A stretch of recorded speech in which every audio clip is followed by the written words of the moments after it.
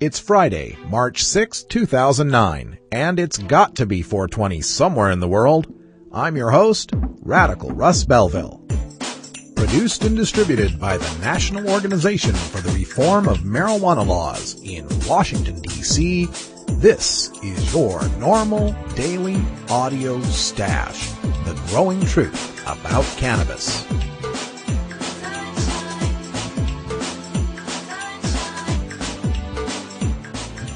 Welcome to the most popular podcast regarding marijuana in all of America and all the world, featuring interviews with scientists, politicians, doctors, prohibition policy activists, regular cannabis consumers, musicians, and NORML staff and NORML's board of directors, along with music and comedy no other podcast can offer. You can always find out more about our show at our website, stash.norml.org, and continue the education and conversation on our blog as well. We're ending marijuana prohibition with education, one listener at a time.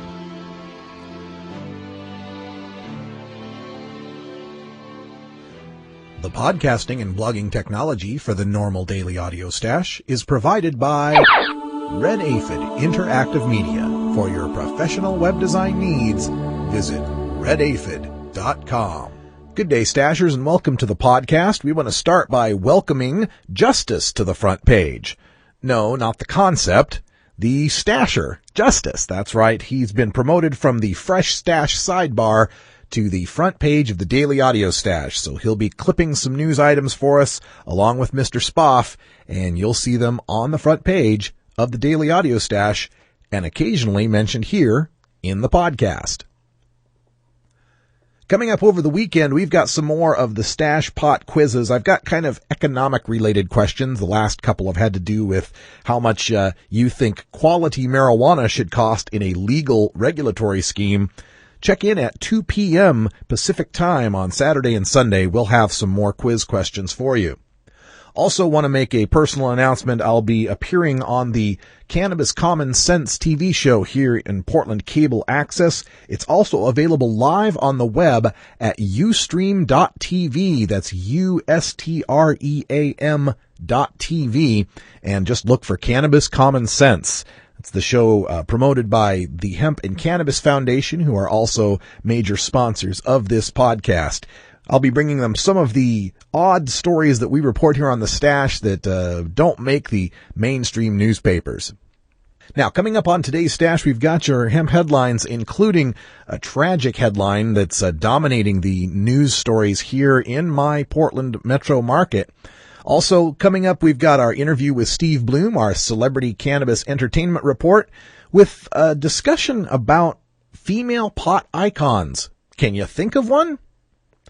And we've got our musical break, our daily Toker Tunes, brought to you by MarijuanaMusicAwards.com.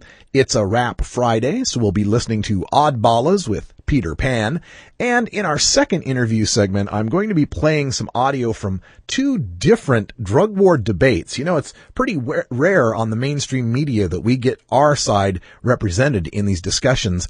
And our own Dr. Mitch Earlywine was on the CBS News Health segment discussing medical marijuana, and Drug Policy Alliance's Ethan Nadelman was on Fox and Friends discussing legalization. Some pretty good segments there, and I thought you might enjoy listening to them.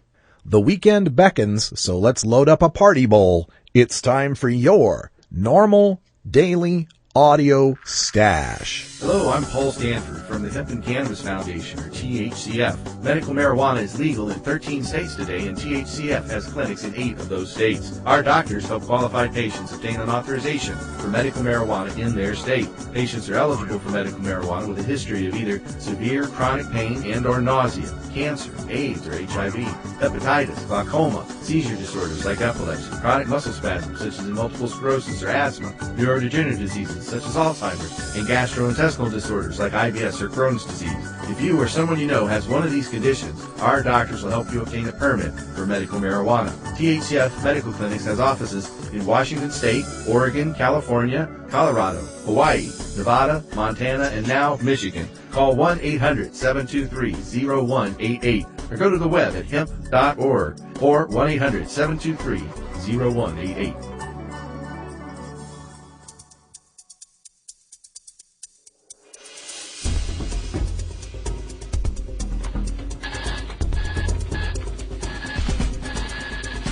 Now it's time to take a look at the latest stories about marijuana from news organizations across America and around the world in our NORML daily audio stash, Hemp Headlines. 80-year-old Oregon woman booked, 68-year-old man shot and killed by police over marijuana. As I mentioned in the intro, this is wall-to-wall coverage on my local evening news. All 4 of the local stations are covering it. The town Mulino that's mentioned here is about 27 miles due south of NORML West Coast Media headquarters. A Mulino man was shot and killed at his home late Wednesday night, according to the Clackamas County Sheriff's Office. Deputies went to the home to arrest 2 people on warrants late Wednesday night, according to Detective Jeffrey Green. The man opened the door with a firearm, according to investigators, and, quote, a confrontation ensued, end quote. The man was shot and killed, deputies said. Neighbors told KGW the man who died was 68-year-old Bert Henkel. According to neighbors, Henkel had lived on the rural property more than 25 years. Marjorie Crawford, age 80, was arrested at the scene and transported to an area hospital by ambulance for treatment of an unrelated medical issue before she was taken to jail. Neighbors said she was Henkel's girlfriend. Police said they had been investigating drug activity at the home since last fall, involving what they believe was an illegal marijuana growing operation. They said Crawford now faces charges for the manufacturing, delivery, and possession of marijuana. She was booked at the Clackamas County Jail after a brief hospitalization. So many lives needlessly devastated by the tragic absurdity that is adult marijuana prohibition. An elderly man is dead, and his children and grandchildren weep. An elderly, frail woman is arrested and booked and photographed like some dangerous criminal. Her children are rushed by the blazing lights and pointed questions of local news photographers as they watch the sheriff's deputy wheel her out of the jail on a wheelchair. 2 police officers are grappling with their emotions as they try to imagine how they could have avoided killing a man probably not unlike their grandfathers. Wives and children of those officers face the uncertainty of not knowing how careers will be affected. Part of the public that has accepted medical marijuana and begrudgingly tolerated social marijuana now has to wonder why its police are shooting and killing old men over their pot gardens. Even those who oppose marijuana have to wonder if it's really worth shooting people over. I watched the daughter on the evening news express disbelief that her 80-year-old mother could ever be involved with anything like growing and distributing marijuana. As the economy slides, older people will feel the pinch. Many who worked hard and socked away money dutifully in their 401k just saw that money disappear, and they don't have the years left to see any stimulus package work out over a decade. I think we're going to see many more busts of older people who have no economic choice but to try to make money growing pot. Unless we come to our senses and just legalize it already, so we don't have to send sheriff's narcotics task forces out to serve warrants on elderly people for gardening. Georgia kidney patient denied transplant by Blue Cross Blue Shield for marijuana use. We just received this letter at NORML. I'll reserve my American disease care and health insurance bureaucracy subsidization rant for another time on my personal blog at radicalruss.com, but I will say that my wife used to be a claims manager at Blue Cross Blue Shield, and the following story, while infuriating and tragic, is far from the worst healthcare nightmare this company has created for one of its paying customers. My name is Walter, and my kidney transplant was denied by Blue Cross Blue Shield of Georgia due to the fact I smoke marijuana. I was born with reflux disease and required my first kidney transplant in May 1978 at the age of 2.5. My older brother gave me one of his kidneys, and the transplant was a success. Now, 31 years later, the transplanted kidney is failing. I currently only have 17% of my kidney function. In January, I went to the University of Minnesota Fairview Transplant Center for an evaluation. In order to be completely honest with all the doctors, I made them aware of the fact that I smoke marijuana and have for quite some time. I also made them aware that the use of marijuana has helped me with the decline of my appetite due to end stage of renal disease. With the exception of the hospital shrink, no one seemed to have a problem with it, and even commented that my smoking had nothing to do with my kidney. Blue Cross Blue Shield approved the evaluation, but after having received the paperwork from Minnesota, has declined my transplant, stating, quote, "Kidney transplantation has not been shown to be more beneficial than other alternative treatments for patients with ongoing substance abuse. Thus, I recommend denial of kidney transplantation," end quote. Ronald Hunt, MD, medical director. I spoke to one of my doctors and they suggested that I contact NORML. It is my understanding most of your lawyers listed on your website are for criminal defense, but I was hoping that you may have a lawyer familiar with medical insurance claims in the Atlanta area. Any assistance you can give on the matter will be greatly appreciated. If you can help Walter in any way, send me an email at stash@normal.org with the subject Help for Walter. We have put out the word to our Georgia area NORML legal committee members, and I'll keep you updated on any progress. Meanwhile, transplant patients like Walter are being discriminated against for no medically valid reason. We've already reported on the study showing that cannabis use has no impact on survival of liver transplant patients like Tim Guerin, who, with 2 weeks to live, was told by hospital administrators he needed to be 60 days clean from cannabis medicine he was using to treat his pain and nausea before they'd even consider him for a life-saving transplant. This after he was next on the list for a transplant, but like Walter, made the mistake of being honest with his doctor. While the study was on liver transplants, there is no medically logical reason to assume cannabis use would be harmful for kidney transplant patients either. NORML Legal Committee attorney Douglas Hyatt in Seattle is now defending a man who, like Walter, is being denied a kidney transplant because of marijuana use, but unlike Walter, this guy lives in a state that has legally recognized his right to use medical marijuana. For many of these transplant patients, their bodies are so weakened they can't handle powerful pharmaceuticals, and the ones they can handle give so many terrible side effects. Especially for the liver patients, their bodies can't process the toxins of these drugs. Marijuana is not renotoxic or hepatotoxic. It doesn't harm the kidneys or liver. It treats the side effects of the pre- and post-transplant anti-rejection drugs and treats the pain and nausea caused by the failing organ itself. This needless cruelty must stop.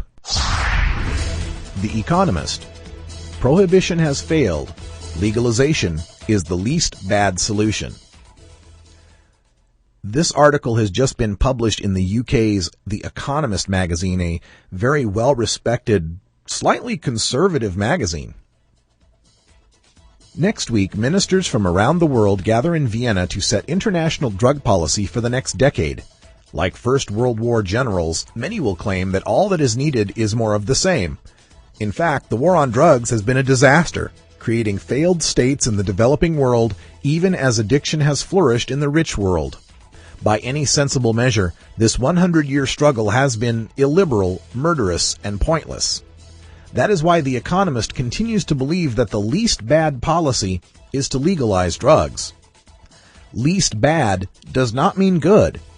Legalization, though clearly better for the producer countries, would bring different risks to the consumer countries. As we outline below, many vulnerable drug takers would suffer, but in our view, more would gain. After pointing out the evidence of the drug war's failure to achieve, quote, a drug-free world by 2008, end quote, as the UN's General Assembly crowed in 1998, The Economist points out, this is not for want of effort. The United States alone spends some $40 billion each year on trying to eliminate the supply of drugs. It arrests 1.5 million of its citizens each year for drug offenses, locking up 500,000 of them.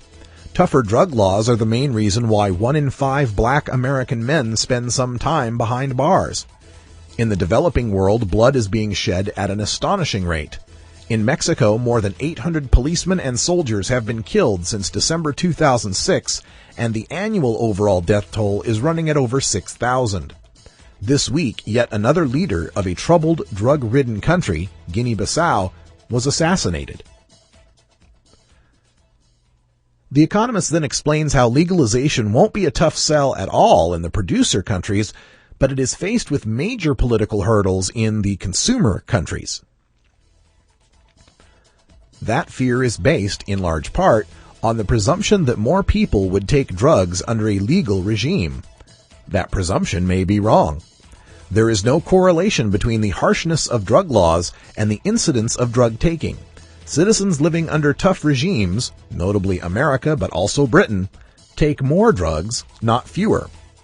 Embarrassed drug warriors blame this on alleged cultural differences, but even in fairly similar countries, tough rules make little difference to the number of addicts. Harsh Sweden and more liberal Norway have precisely the same addiction rates. Legalization might reduce both supply, pushers by definition push, and demand, part of that dangerous thrill would go, but nobody knows for certain. However, it is hard to argue that sales of any product that is made cheaper, safer, and more widely available would fall. Any honest proponent of legalization would be wise to assume that drug taking as a whole would rise. Here at NORML, we promote the legalization of cannabis. Other drugs should require other measures that take into account the addictiveness and socially destructive capabilities of those drugs. I personally don't believe those measures should include locking up addicts. I mean, prison is a lousy rehab, but I also don't think a regulatory scheme that treats marijuana similar to alcohol would be appropriate for, say, cocaine, meth, or heroin. But when you say the word legalization, immediately people conjure up versions of Maui Wowie, Columbia Flake, Crystal Energy, and Super Smack, all sold on the convenience store shelves next to the 24-ounce beers and the junk food snack cakes. Legalization, though, can mean marijuana in adults-only stores with IDs checked for age 21 and limits placed on amount purchased, while it can also mean much more stringent restrictions on other drugs like prescriptions and pharmacies and tight controls.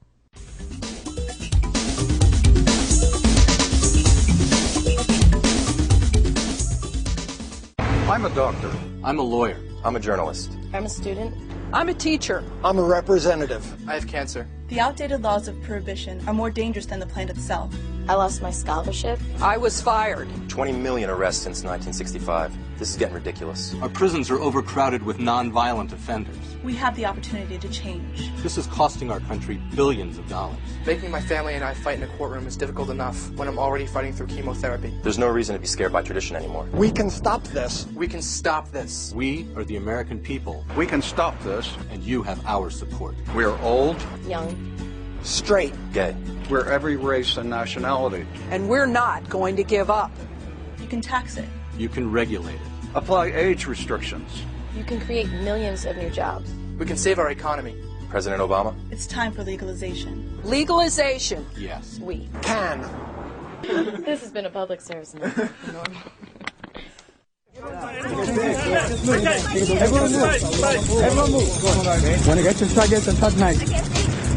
Marijuana culture is infused throughout America and the world.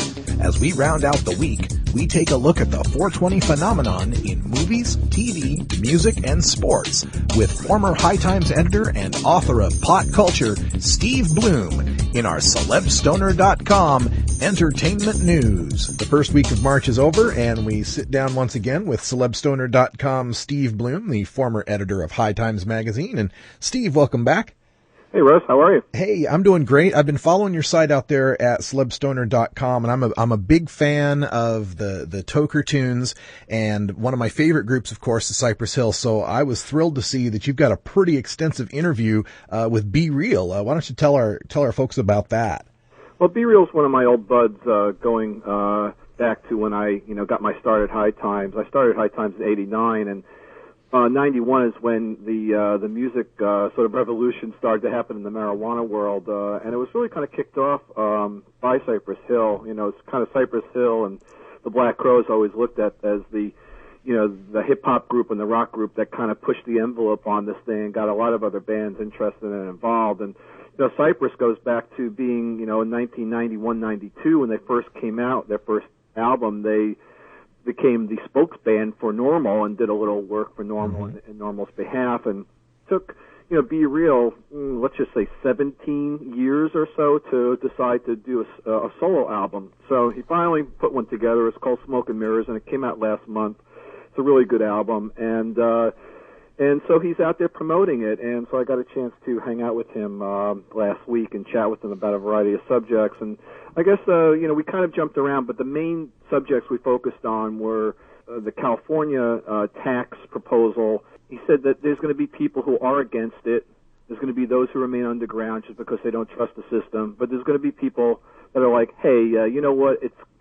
If we're going to make this official, we got to pay those taxes.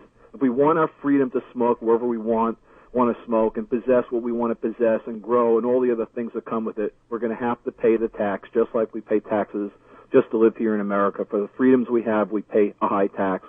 And he kind of followed up with that. It was kind of a little funny line. As much as people want to be under the radar, they're never truly under the radar. If they want to find you, they'll find you. Yeah. Unless you're fucking Jason Bourne or something. Is the line. So, that was sort of interesting. The point about Be Real is that he's a really thoughtful guy. A lot of people in hip-hop, are not that conscientious. And so, when we got around to talking about his album, Smoke and Mirrors, I said to him, I asked, well, what's the album about? He said, the main theme for this record was just bringing substance. There are a lot of records out there that really aren't saying much. So more than anything else, we tried to come with some concepts and vibes that are going to provoke thought, or just make people feel something, as opposed to just talk about what you have, wanting everything, like most songs that are out there. Look how many chains I got, how many chicks I got, how many cars I got, how big my mansion is. That's mostly what you see right now in the videos and what they're playing on the radio, what you hear. And right now, substance is taking a back seat. With Cypress Hill, we've always come from the theory that you go against the grain, do what everybody's not doing. So that's what I decided why I decided to make substance the most important thing about the album. He's just out there on his own, and we sort of commend him, for doing that, and for being one of the smarter guys out there in the hip hop world, and really trying to as he says, provoke thought. Yeah, and I'm looking forward to that album too. Can't wait to get my hands on it. I think it'll be great. I'll work that out for you. Oh yeah, that'd be cool. And another thing, I have to be honest, it wasn't the first thing that caught my eye on your site. The first thing was Kristen Stewart in a pot leaf bikini. That kind of goes along with something you and I had been talking about this movement and how we're looking for, someone to look to as far as stoner women, and there's not really an icon for that. Tell me about that discussion on your website. Well, we started a whole section of blogs on the site, and we keep adding new bloggers, and our newest blogger is Mama Kind, who goes by that name. She's a senior editor of Skunk Magazine, and so kind of brought her aboard to bring a female point of view. And here's an example of like what we're talking about. We have 10 bloggers on the site, and we had 9 until Mama Kind jumped aboard, and all of them were men. And so the first blog piece that she wanted to write was where are all the female pot icons? She says, can you think of one woman who is so synonymous with cannabis that if you say her name to someone who doesn't toke up, the first thing that pops into your head would be marijuana? And, she says, casually mention Cheech and Chong, Snoop Dogg, Bill Maher, Woody Harrelson, the conversation to even the straightest of audiences, and I can pretty much guarantee that they'll assume you're talking about getting high. I dare say there isn't a woman out there hoisting such a Sensi standard.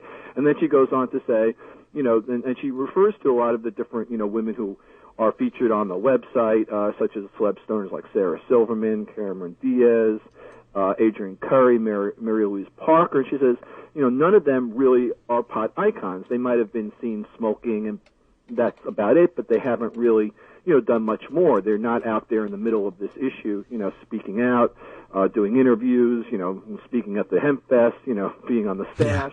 They're out there. And she says Mary Louise Parker is probably the closest because the first thing that pops into your mind is weeds, when you think of her. And so but is she a universal pot icon? Not yet, and she probably will never be, because I don't think that's really what Mary Louise Parker's about. She plays a great role on television, and she believes in what she plays that role. I've met her and spoke to her, and she does believe in legalizing marijuana, but she's not out there in the forefront. I wonder if part of this might be that, as a woman, that their careers are more tightly controlled, and they have more image problems to think of in the first place, just being a woman in a man's world. And if maybe taking on the stoner icon also is just more than they want to try to handle. It could be that. It's also, Mama Khan had an interesting point. She kind of raises towards the end of her article, end of her blog. She goes, she says, why aren't there any true female pot icons? Research shows that most stoners of the daily variety are men, and the few female heavy consumers out there that do exist take relatively little interest in pursuing and participating in overt cannabis-related culture. The readers of marijuana magazines, renters of stoner movies, listeners of weed-obsessed music, and buyers of pot paraphernalia are predominantly men. Back, when I did work at High Times, the philosophy was that the audience out there is predominantly male, so gear the magazine to guys. And I fought with High Times quite a bit on that, and often didn't win, because they were concerned that, you had to do things that were strictly for the male audience, which is believed to be like an 80%, 20%. But when you really look at the more, government figures, or, it's kind of, the breakdown is more of a split. You think that, based on, what you'd see at High Times, or that philosophy that, that men smoke so much more than women. I don't think that's true. I think women just keep it more to themselves. We've been following the NFL all drug bust team, and I had joked last time we talked that we were going to get close to having a full 11-man squad. So I think we've made it, haven't we? Marshawn Lynch got arrested a few weeks ago, the all-pro running back for the Buffalo Bills. But he was found with marijuana in the vehicle, but in a strange quirk, they didn't arrest him for it. It was one of those typical stops where, they opened the window, and actually in his case, I think part of the issue was they didn't want to open the window. They opened the window, and smoke comes out, or the smell of marijuana. Now, they found him with a gun. They did find marijuana and blunts on board, but there were a bunch of guys, and they didn't really know who to blame it on, so they didn't really charge him. They didn't charge anybody. In other words, they kind of got away with it, strangely, which is pretty rare. The latest one was Reggie Williams. He's a wide receiver for the Jacksonville Jaguars, and he was stopped in Houston, and this is kind of absurd. I mean, just another one of those typical, got pulled over for not signaling, and they smelled marijuana. They did a search. They found 0.97 grams of marijuana. Can you even, what does that look like? That's like about smaller than your nail, than your pinky nail. Yeah. And yet he was charged with a DWI. But by and large, I just wish all the people out there, whether you're athletes or celebrities or musicians or just everyday people, would be much more careful in your cars. Because that's where all the arrests are going. It's kind of my mantra, is to really be careful in your cars. Drive with the cruise control. Make sure you have easy pass. Do things that kind of to protect you so that you don't fall into the net. The big news this weekend is the Fish reunion down in Virginia.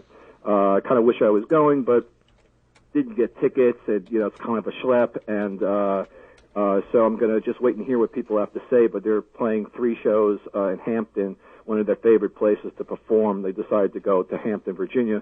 They're playing tonight, tomorrow, and Sunday, and then they come, they start their tour in June. So it's exciting times. There's all kinds of reunions happening, with being, be it Fish, the Dead, coming around in April. Even Michael Jackson got announced that he's going to do 5 shows in England sometime later this year. So interesting stuff going on this year, for sure.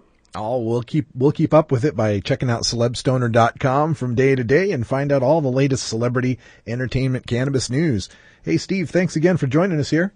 Hey, thanks for having me, Russ. Cannabis.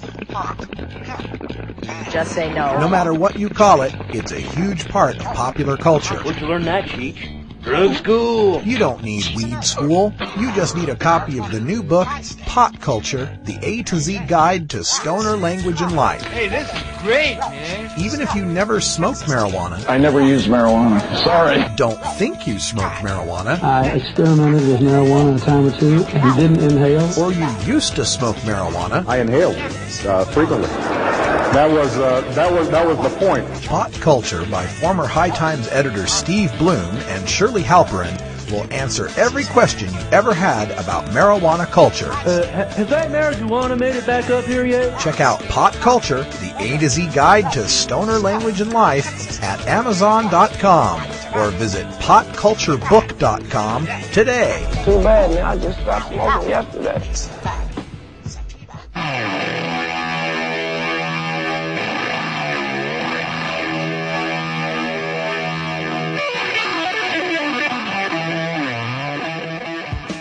The battle to end adult marijuana prohibition can sometimes seem endlessly frustrating and impossible to overcome. One way we bond as a community and draw strength to continue is by rejuvenating our spirit through art and music. The Marijuana Music Awards exist to recognize those sonic artists in all genres of music who feature a ganja-friendly message to motivate and inspire all the cannabis community. Our daily Toker tunes, brought to you by MarijuanaMusicAwards.com, feature the finest in blues, rock, jazz, hip-hop, rap, reggae, country, bluegrass, and dance music to enhance that 420 feeling and refresh all you stashers for another day on the front lines of the drug war. Enjoy this cut from MarijuanaMusicAwards.com and visit our blog at stash.normal.org to learn how you can vote for your favorites and enter your Toker tunes in the 2009 Marijuana Music Awards.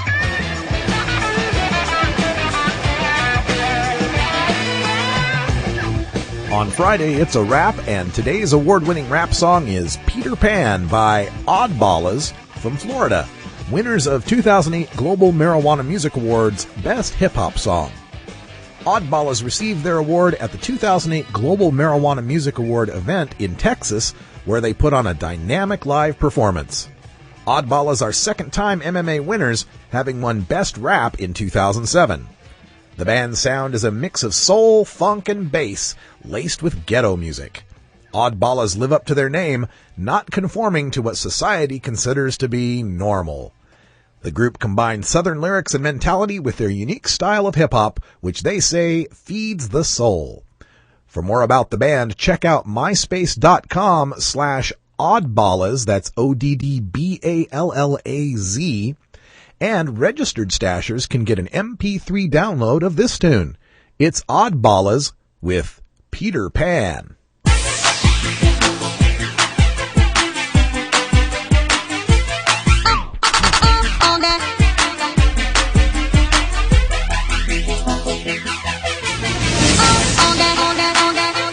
Takes me away, said I'm tired, play my money, so you best believe I do what I say. When we say that Peter Pan, we talk about that fire. Spark up, let's go. Just keeping it real, yeah. Said I'm tired, play my money, so you best believe I do what I feel. Up the tip, breathing in another head. Dana came to flip this script, that Peter Pan, green twist. Mama said to be different, Papa said to be different. Now I'm with the eyeball, it's different like a fingerprint. Who it is, trace the digit, shining like them Dayton's is. Shining while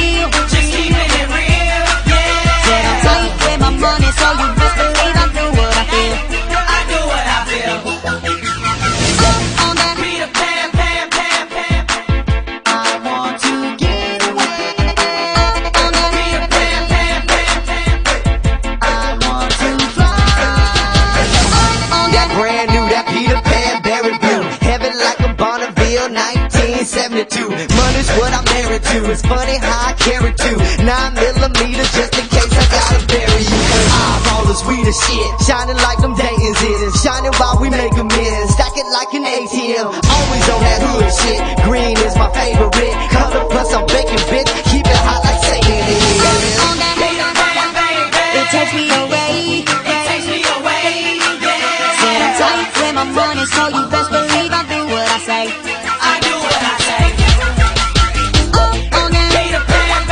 Just keep it real. I want to get away. Said I'm tight with my money, so you best believe I do what I feel. I want to fly.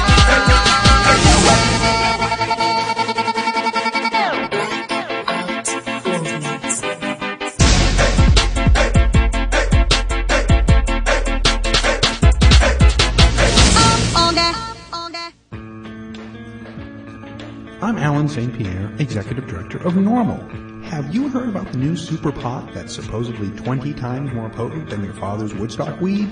Don't believe the hype. Marijuana's THC potency has always varied, even in the 60s and 70s. And the drug czar's numbers are full of, well, exaggerations. While no intoxicant is harmless, cannabis is non-toxic and far safer than alcohol. No matter how much you smoke, of whatever potency, you cannot die of a marijuana overdose. Potency is irrelevant anyway. More potent pot just means you smoke less of it, meaning less harmful smoke in your lungs. This is a prime example of harm reduction in action. Besides, the government already allows the prescription of THC pills. Its commercial brand name is Marinol, and it's 100% potent. Meanwhile, the federal government won't allow dying people to use natural marijuana, no matter what the potency. Does this make sense to you? Learn the facts about pot. Visit NORML.org today.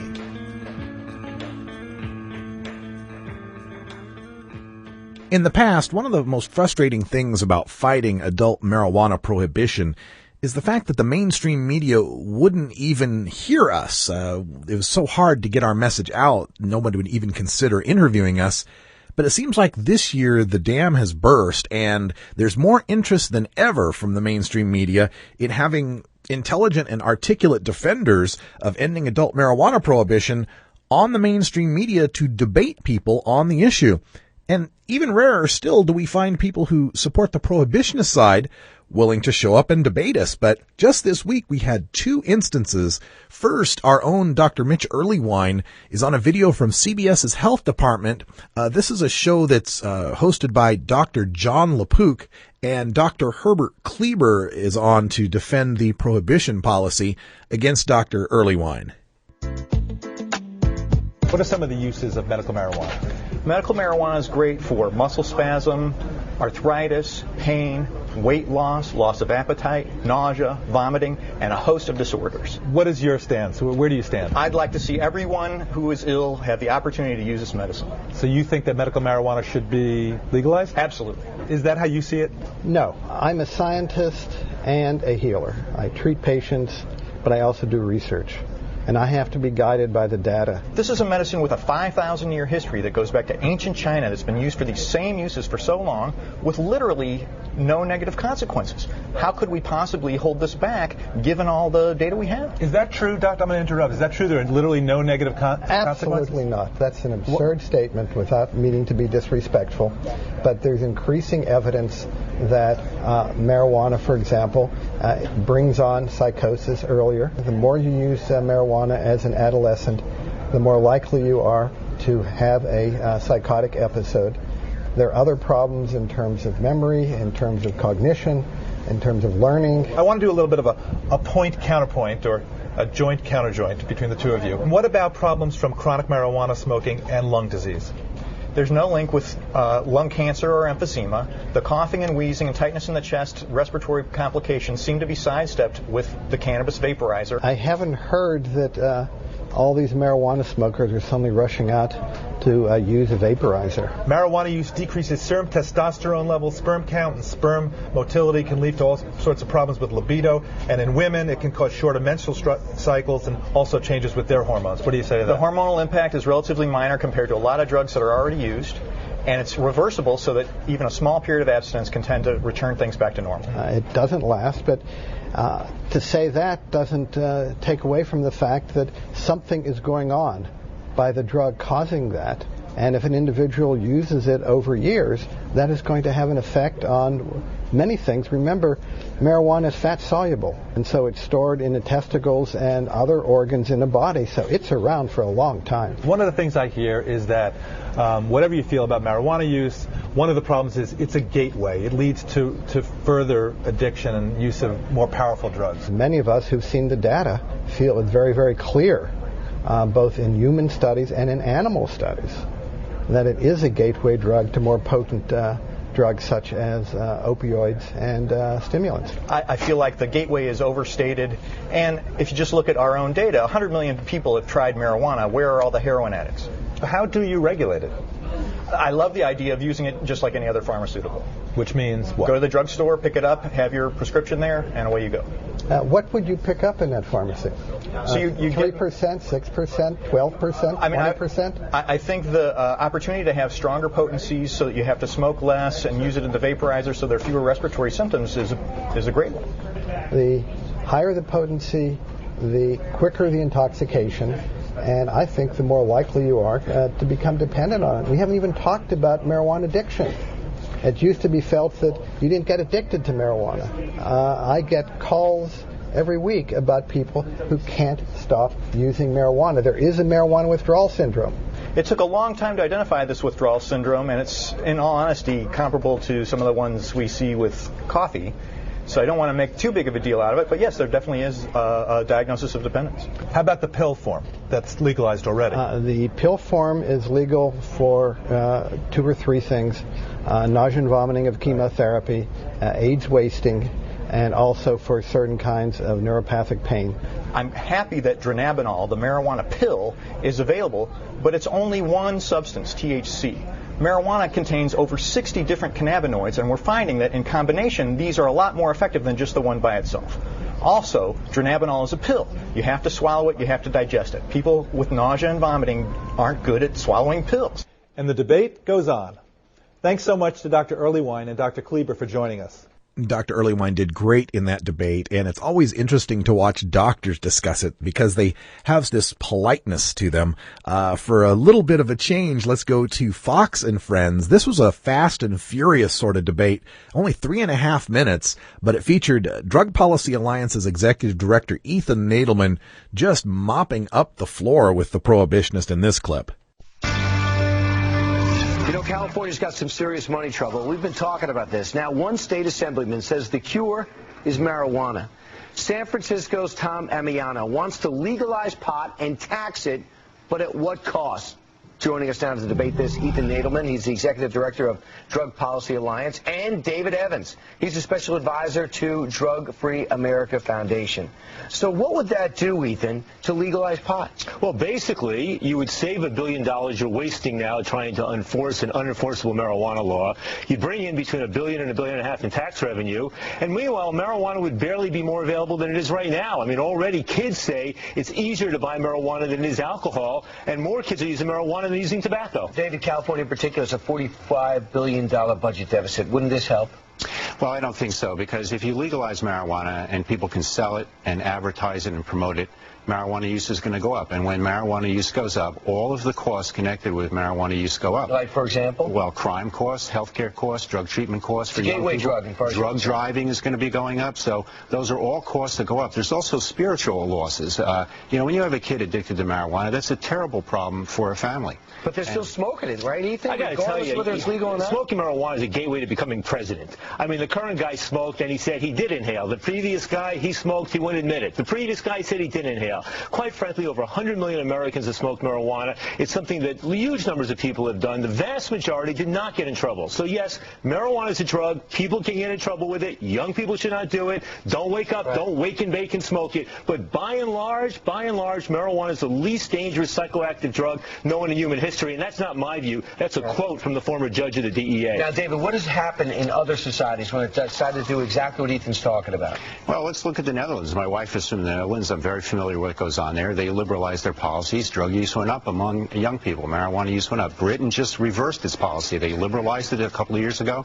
Now they're cracking down again. So those are the problems. And I think that's a terrible message to send to kids, that pot smoking is the way to become president of the United States. Do you really want a message like that to go to children? David, it's not good to have inaccurate information. You know, the fact of the matter is in Europe, marijuana use went up throughout Europe, not just the Netherlands, but the countries that still had tough policies. By and large, decriminalization or not does not affect the levels of marijuana use. That's about culture and fad and fashion. What we should be doing is stopping the number of kids getting arrested. 800,000 people arrested last year on marijuana arrest charges for possessing a joint, giving kids a criminal record for life. That's not the right way to go. So nobody wants kids to use marijuana, but quite frankly, we've been more successful in reducing cigarette smoking than we have marijuana. And that's not by making cigarettes illegal. It's by a sensible, honest public health campaign. Our approach of law enforcement and drug treatment is working. We've reduced marijuana use among young people in the United States by 24%. Contrary to what he says, that's the latest data that came out this year. So it works. We need to keep David, kids it goes off. up, it goes down, it goes up and goes down. Let's stop arresting 800,000 Americans a year. Let's bring in tens of billions in tax revenue. Let's stop wasting tens of billions. We're in a severe economic recession, just like with alcohol prohibition. The Depression ended alcohol prohibition. It's time to end marijuana prohibition. It's not going to happen this year, but it will be happening in the coming years. By the way, Michael Phelps, one of the people who's not waiting for you guys to argue this out. Ethan Nadelman, David Evans, thanks so much. Thank you for downloading the NORML Daily Audio Stash, the growing truth about cannabis. We are produced by the National Organization for the Reform of Marijuana Laws in Washington, D.C. Our executive producer is Alan St. Pierre. Our deputy director is Paul Armentano. Our webmaster is Brian Judy. And web production is provided by Red Aphid Interactive Media. As always, you can catch up on the latest information about marijuana at www.norml.org.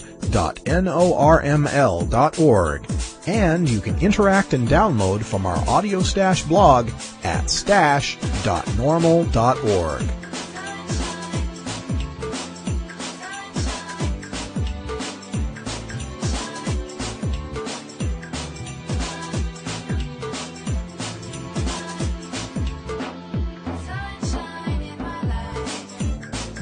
For everyone here at NORML, I'm your host, Radical Russ Belville, hoping all your harvests are bountiful and your encounters with law enforcement are non-existent. We leave you today with a reminder that this weekend is a good time to check out the activist alerts.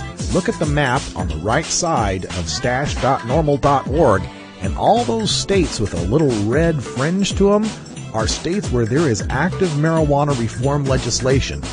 You don't have to live in those states to make a call or send an email. Our opponents don't. Just click the map, you'll see the list of all the states and all the measures. We've got pre-written letters. All you've got to do is fill in your name and click a button. And don't think that it doesn't mean anything. Those legislators know that most people don't bother to take the time, so when they get an email, they think of that as 100 people. If they get a letter, they think of it as 500 people, the same as a phone call. They think that's about 500 people. And if you personally visit them at their office in Washington or back home, they think of that as 1,000 people who would have done the same thing or felt the same way, but you were the only one who had the wherewithal to get up and do something about it. Thanks for joining us here for the podcast. Have yourself a great weekend. We're back on Monday. And until that time, take care of each other, tokers.